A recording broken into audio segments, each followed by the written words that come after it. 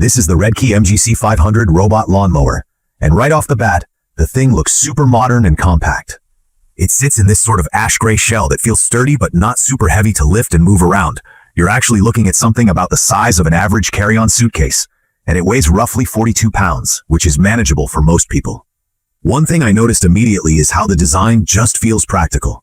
If you're someone who likes clean lines and gear that fits into your yard without sticking out like a sore thumb, this is right up your alley. Basically, you get that feeling that it's a serious piece of equipment, but not something that's intimidating to operate. From my experience unboxing it, you get the main mower unit, the docking station, boundaries wire, some long screws, pegs to keep the wire in place, low voltage cable, and even a simple cardboard ruler for measuring out your boundary lines. I remember my first thought was, alright, is this going to be a nightmare to set up? I've tried other robot mowers before, and the wire setup part can sometimes be a hassle. With the Redkey, it wasn't as bad as I expected.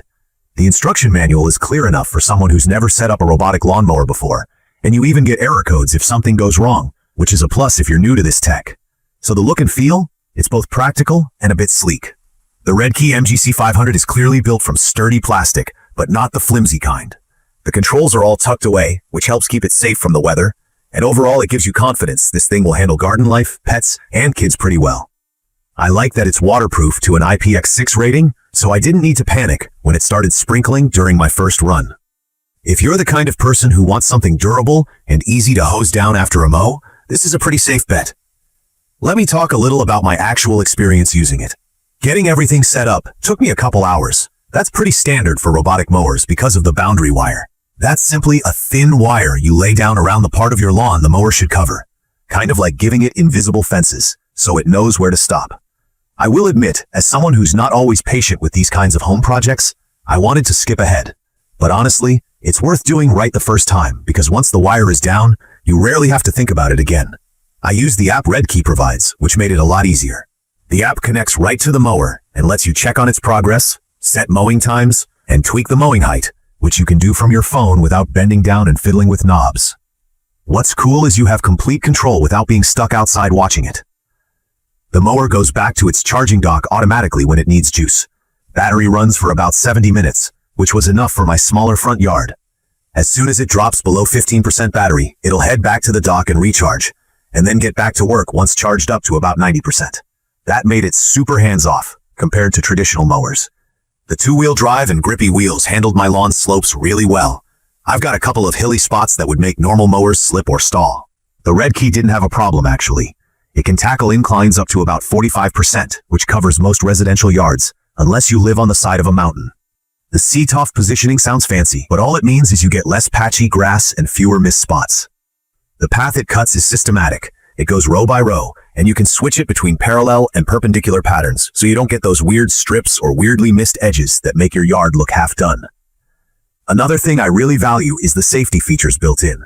I've got kids running around and a dog that likes to think he owns the backyard. The Redkey has collision sensors to stop and reverse if it bumps into anything, including people or pets.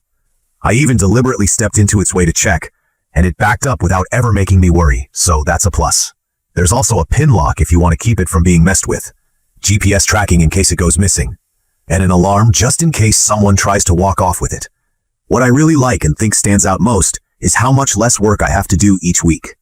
Mowing the grass is honestly one of my least favorite chores. With this mower, once the boundary wire was set, it's almost totally hands-off. The app lets me schedule when I want the yard done, and I get alerts when it's finished or if something goes wrong, like if the wire is broken by a pet or a stray garden tool. For me, that peace of mind and just not needing to sweat and push a mower in 80-degree heat is a win.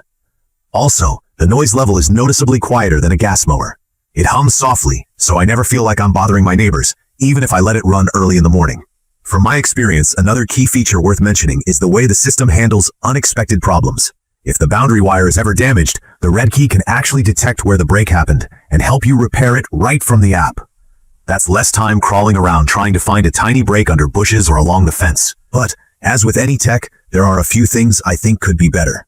The biggest thing for me was the initial setup. It takes some patience. Laying the wire around garden beds and tricky corners is time-consuming.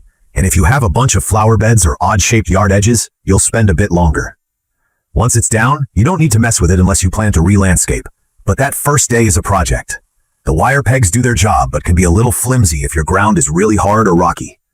And while the mower itself is relatively quiet, it's not totally silent, so if you're super sensitive to noise, keep that in mind for those early morning runs. Another thing I noticed is that the app, while generally intuitive, can sometimes lag when updating the live progress, especially if your Wi-Fi is spotty in your backyard. There were a few times I had to manually check if the mower was done because the notification didn't pop up right away. It's not a deal breaker, but worth mentioning. In conclusion, I'd recommend this for anyone who's tired of pushing a mower every weekend or just wants more time back. It's perfect for medium-sized lawns up to about 1/8 of an acre, and especially useful if you have kids or pets running around.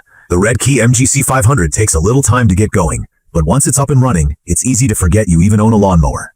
The key features: automatic charging, reliable path planning, robust safety systems, and simple app control make this a smart buy if you want to automate yard work, but don't want a huge learning curve or a robot that gets stuck all the time.